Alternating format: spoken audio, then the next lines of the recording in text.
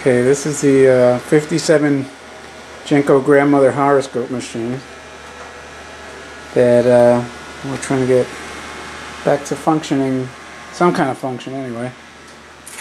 So, John, what's your last name again? Clemens. Clemens. He's doing a great job, so in case somebody wants to call for a good repair, right, John? Yes, sir. You don't mind? Not at all. Okay, so I'm gonna hit the switch here somewhere. Here's the hopper. Dispensing cotton. And you can see the cards moving. The head turns. The chest is breathing. The wand is moving.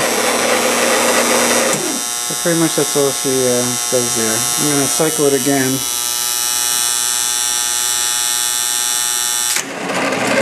Go back here. Do a good job aligning all these cams.